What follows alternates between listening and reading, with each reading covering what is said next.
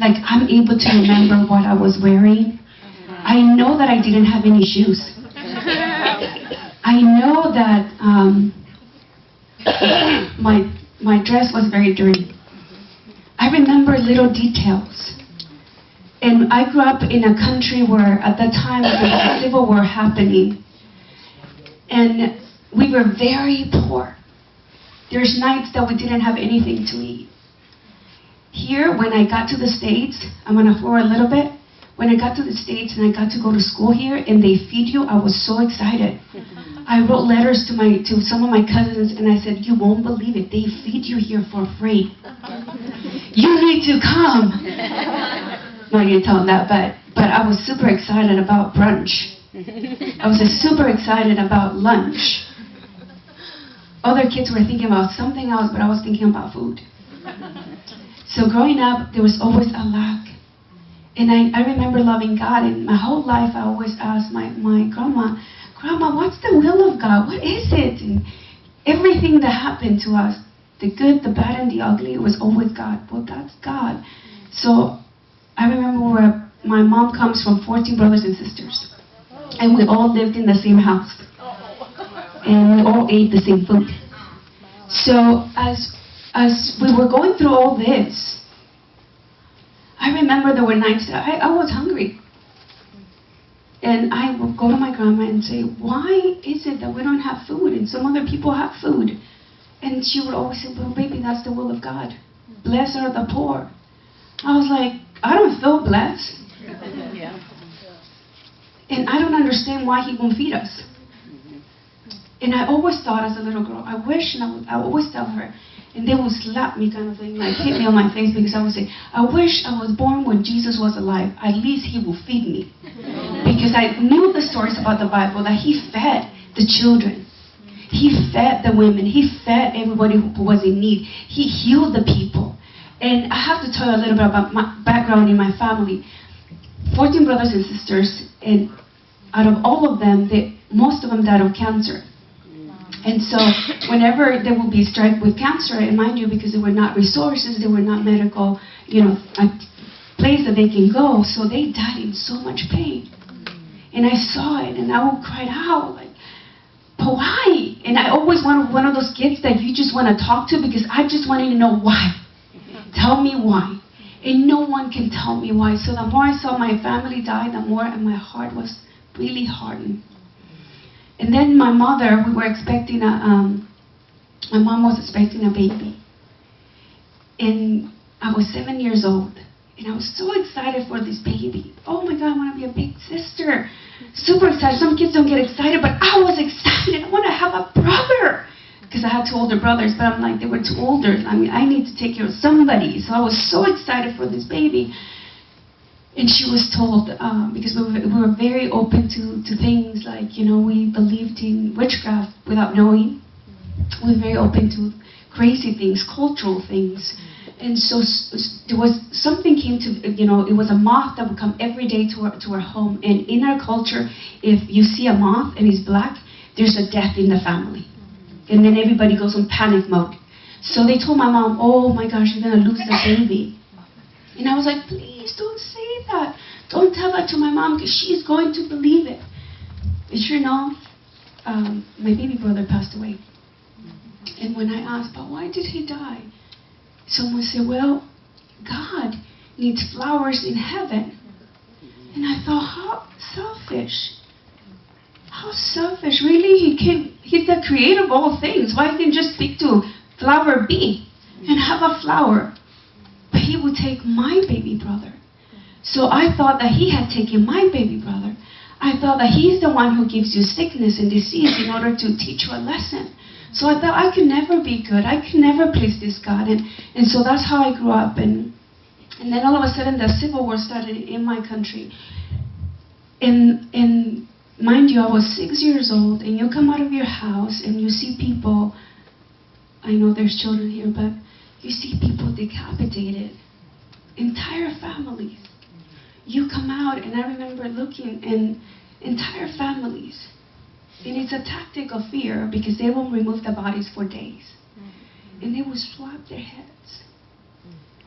And I will be like, why? can somebody, I wanted hope. My whole life I was searching for hope. So since I was 6 years old, I suffered from a panic disorder. And if you don't know what that is, it's like you think you're dying. You're not able to function, with people. Like if I would be in a conversation with two, it would be too much. There's no way that I can be speaking to you today if Jesus had not set me free. Because I was bound since the age of 6 years old. My whole life I lived it like that, and then I thought, if only I lived a life, if only I know that maybe I would have been born in a different country, maybe I wouldn't suffer that much. Or maybe if I would have been born in a different family, I know that maybe I wouldn't be so messed up, because that's the way I felt. And so my family migrated to the United States, and I thought, you know what, that will be my salvation. When I get there, I'm leaving all this behind. All I need to do is start new, and then all this, my issues, this panic, this depression, because I was depressed since the age of 6 years old. I suffered depression. I was continually suicidal. Thoughts would hit me. And I got to the States, and I was so excited for the first day.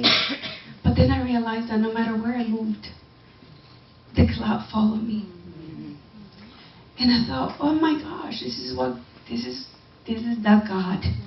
Because this is what He wants from me, to live in depression, because I have it. To live with panic attacks, because I have it. And I was under a lot of medication, Zoloft, and you name it. I had a Xanax, and nothing helped me. Nothing. And I was so unhappy with myself, and I didn't know who I was.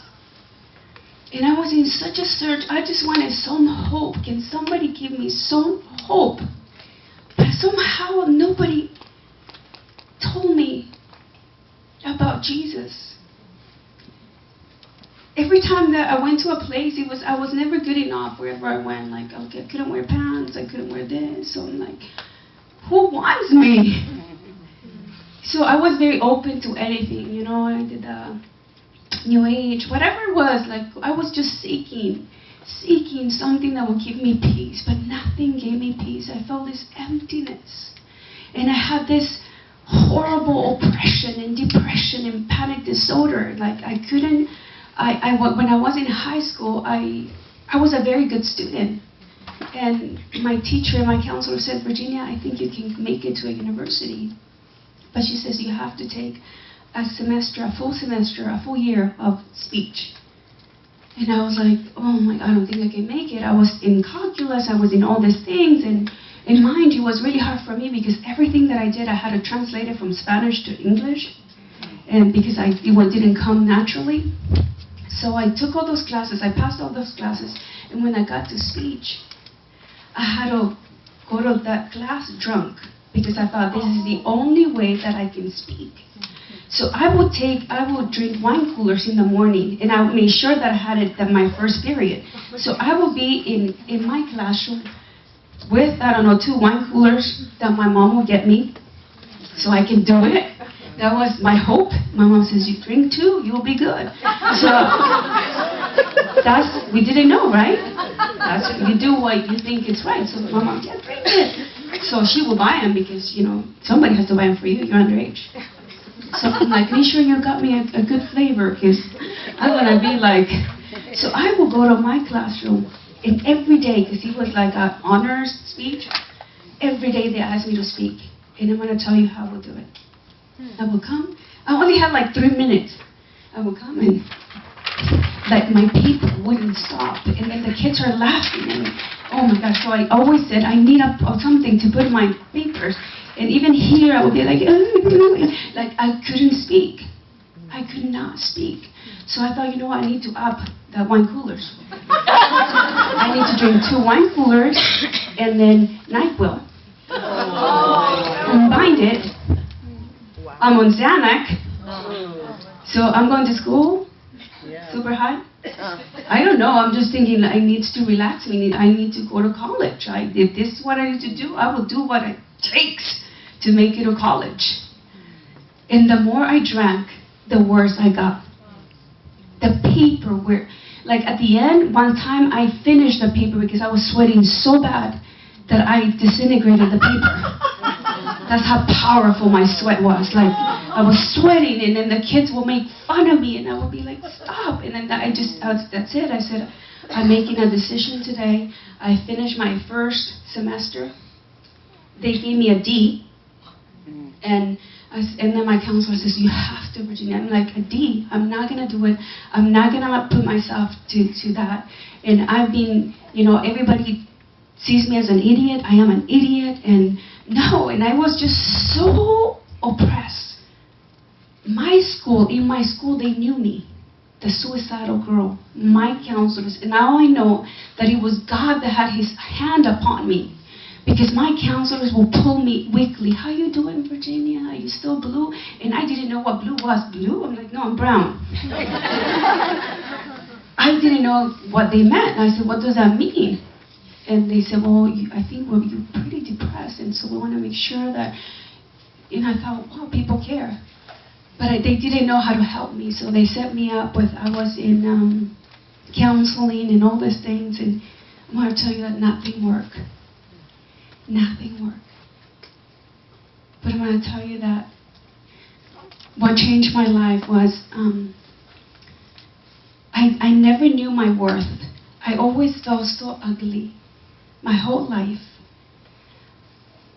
I never, you know how girls, when you're a teenager, you just like, you're passing by a window and then you're checking yourself out, like, I do look good. Okay, you don't do that? I do that now because I'm free. I can do that. I'm like, you know what? Yeah, good high heels. But I couldn't do it. I didn't own a mirror in my bedroom. Because whenever I saw my face, I honestly can tell you that it was distorted. I could not see, like, oh my God, it was like my nose is like, oh, it's like one of the Muppets. I can't even remember, but I was like, oh, a Muppet, a nose. And then I would look at my legs, oh my gosh, and I was very thin. And when you're thin, people want to feed you. When you're overweight, people want you to lose weight. So I felt like I could never please anybody. And I was very unhappy with myself. Super unhappy. And I thought, wow, this is the God. And I always thought about God. But I was really upset at him. And then I got married to this man who was so amazing when I met him. Mind you, we were not saved. We didn't know the Lord. We didn't know Jesus. He was an atheist, and I was whatever. Whatever will take me to it. Any sort of peace, I will try it. So we come together, and all of a sudden, this amazing guy is not so amazing. All of a sudden, this guy, I said something that he didn't like, and he punched my face. And then I was shocked, like, what just happened? But then I felt like, Virginia, you deserved it. That's what you chose. That's what you deserve. And my parents told me, mind you, they're saved now, my parents, loving God. But at the time, my parents said, Virginia, you chose that life, and now you live with it. And I was like, so I felt like nobody can help me. And it was very dysfunctional, brutal, and I was pregnant, and we were married, and hopeless. I thought, my God, I left my country to come in a deeper hole. And I felt so lost. And then I had my daughter.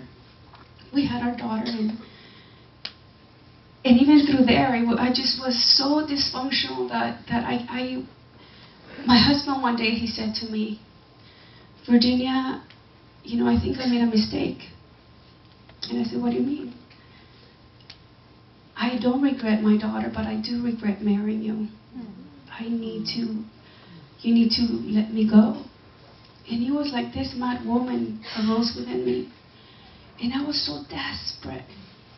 I was like, no, you're going to stay with me even if we kill ourselves. No, you can't leave me. And I begged him like a mad woman.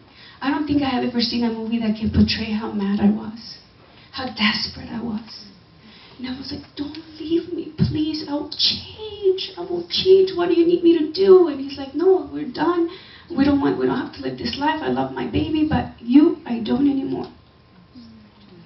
And I was like, oh. That was it. That was the lowest point in my life.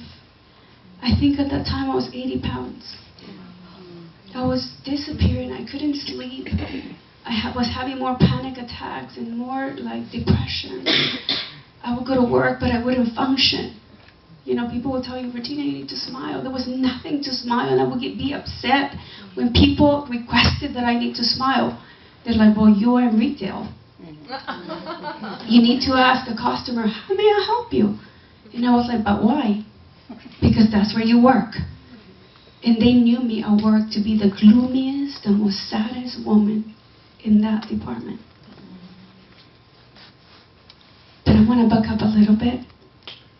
When our daughter was born, mind you, my husband, an atheist, me, and everything, they told us that when Alexis was born, they gave us 24 hours for Alexis to live and to hold her because she had this disease. And there was no hope for her. And there was this guy that where my husband worked that was one of the Jesus freaks that I used to call, the people that, my gosh, stop it. Stop trying to be nice. One of the people that you want to run away from. And he wasn't obnoxious. It's just every single time my husband worked at a grocery store, he will tell me every single time. I suffer migraines at that time, so I will be there and I will be hiding. And I would tell my husband, mind you, we got discount because it was shop there. But I was like, we're going to another shop. I don't care. I know we don't have the money, but I cannot stand the guy that's going to talk to us about Jesus. And every time I would go in, he's like, hello. And it was like we were his target. He's like, Jesus loves you. I'm like, you just told me that last week. I was like, And he would always find me in the medicine aisle. Well, what's going on? I'm like, I had it. Can I pray for you? I was like, in here? In the aisle? Like, yes. And I could never say no. Because I was so embarrassed. I was like, okay, then pray quickly, because I need to go. So he would lay hands on me, and, many times the headache was gone, but I never thought that it was God healing me. I just said, well, okay, then it just left me. So when they gave us that notice that our daughter is dying, my husband said, I want to call the guy about Jesus. Who knows? We have no other choice. I said, don't call him. He is the one who has made my daughter sick. Do not call the guy that knows Jesus, because Jesus is the Son of God and he's the one who has put this on my daughter. And I felt that it was my fault because I heard about the gospel when I was 13. But I thought I could never be that good. I can never please this God that doesn't want me to wear pants. And at the time, I didn't like my legs, so I have to wear pants. I have to hide what I don't like. I want to wear a dress tomorrow so you can see pretty legs. Because I am free. But I was like, oh. So I told my husband, don't call him. He said, I want to call because if not, we're going to lose our baby. So my husband called this guy that he promised every time we saw him for a whole year, Jesus heals. Jesus can redeem you. You don't have to live this life. And I think he kind of sort of read us. God can restore you. God can do this for you. We're like, yeah, right. He's the author of my pain. That's what I used to think of God. So he calls and he prays. The whole church prayed for my daughter. And she got healed. Praise God. She got healed. And they told us she was released from NICU through like, I don't know, I think it was 6 weeks or something like that. But they said your daughter is not going to be, mentally retarded. That's the word they used. Because the infection was too deep. And I said, see, God does it halfway. What was it? Jesus healed? I was mocking my husband. And he said, well, Virginia, he did it once. So God healed her completely. Amen. In spite of my hate, in spite of me rejecting God over and over, I didn't want to know about that He heals. I don't care. He restores. I don't care what you think. I know what I think. And I have already made my decision of who God is. And this is the God that I know. And nobody is changing my mind. But it was a bad decision because I used to think that he was bad, right? So